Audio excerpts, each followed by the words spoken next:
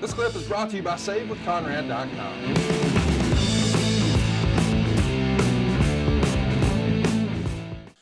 V.A. Artman says, any good hot stuff Eddie Gilbert stories? Spent a little well, time. there are a lot of them. You know, Eddie was a really a unique student of the game. His dad, I think his grandpa too, was a wrestler. I know Tommy Gilbert was a cowboy, booked Tommy as as a favor. And then he moved him to a referee, and he was a really good referee, by the way, which can't be underscored. Eddie always wanted to be the booker. Eddie was influenced strongly by Jerry Lawler. He walked like Lawler. His body English was like Lawler. His in-ring stuff in Mid-South was a lot like Jerry Lawler's in Memphis. But that was the primary influence that Eddie had as a kid growing up, because Lawler was the king. Right. I mean, literally. He was on top for, a zillion years. So, but he always wanted to be a booker.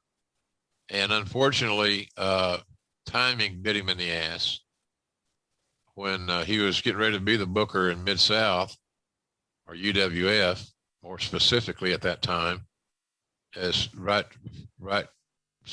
almost simultaneously, the company was sold.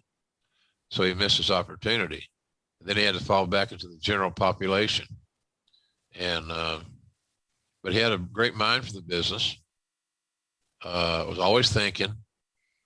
And I think at some point in his career, he may have become a prisoner of his own device. There's a song in there somewhere. Yeah. But I think that's kind of what it boiled down to. He never got to live out his dreams as much as he would foresee that he could or would or wanted to. So he was a lifer. And then when frustration set in and he wasn't living that dream, and he started to become more dependent on substance abuse, I think a lot of that was just out of the fact that he was just very disappointed and wasn't living the life that he perceived that he would. But he was a smart kid. He learned from everybody. He was such a fan that he loved to sit and listen to a guy like Terry Funk, Cowboy, all these veterans that had drawn money and knew what they were doing. Eddie would spend time with just to pick their brain. He wasn't one of those young millennial type kids that thought he knew everything and didn't need to listen. So I always had a lot of time for Eddie. And he was in a tumultuous relationship, which is the prisoner or a issue for a lot of wrestlers. I've seen a lot of careers get taken to their knees by bad marriages. Yep.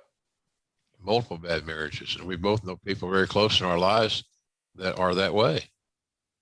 So, I mean, those are probably the two biggest culprits, right? Substances and marriage. Yeah. Relationships and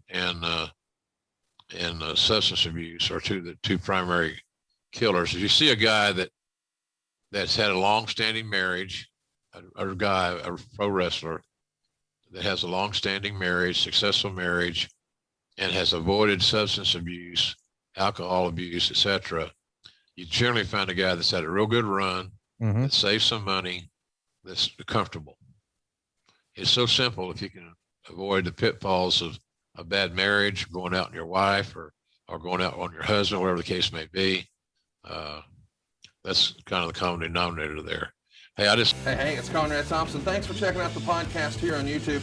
Be sure to hit the subscribe button and the notifications bell so you get a notice anytime we upload some new content. And go save yourself some money right now. If you're in a 30-year loan or you have credit card debt, it's not a matter of if I can save you money. It's a matter of how much. Find out right now for free at SaveWithConrad.com.